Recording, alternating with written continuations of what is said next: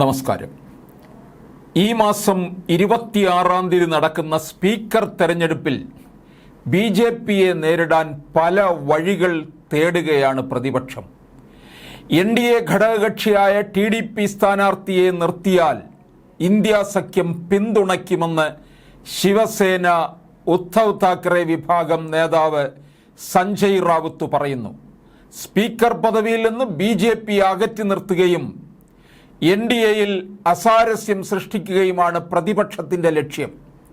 കഴിഞ്ഞ ദിവസം കേന്ദ്രമന്ത്രി രാജ്നാഥ് സിംഗിൻ്റെ വസതിയിൽ ചേർന്ന NDA യോഗത്തിൽ സ്പീക്കർ വിഷയം ചർച്ചയായിട്ടുണ്ടെന്നാണ് വിവരം.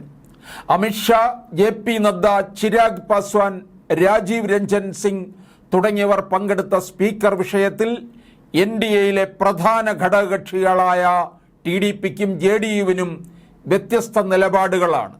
BJP നിർദ്ദേശിക്കുന്നയാളെ പിന്തുണയ്ക്കുമെന്നാണ് JDU നേതാവ് KC ത്യാഗി പറയുന്നത്.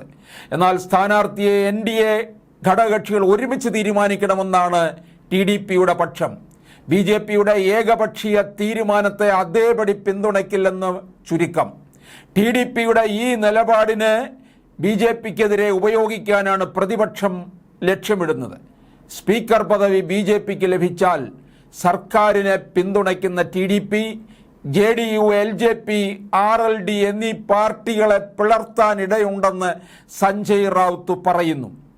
വാജ്പേയി സർക്കാരിൻ്റെ കാലത്ത് TDP സ്പീക്കർ പദവി എടുത്ത ശേഷം സർക്കാരിനെ പുറത്തുനിന്ന് പിന്തുണ നൽകുകയായിരുന്നു. ഡെപ്യൂട്ടി സ്പീക്കർ പദവി പ്രതിപക്ഷത്തിന് നൽകിയില്ലെങ്കിൽ ഇന്ത്യ സഖ്യം സ്പീക്കർ സ്ഥാനാർത്ഥിയെ നിർത്തിയേക്കുമെന്നും അഭ്യൂഹമുണ്ട്. ഇക്കാര്യത്തിൽ സഖ്യം നിലപാട് വ്യക്തമാക്കിയിട്ടില്ല.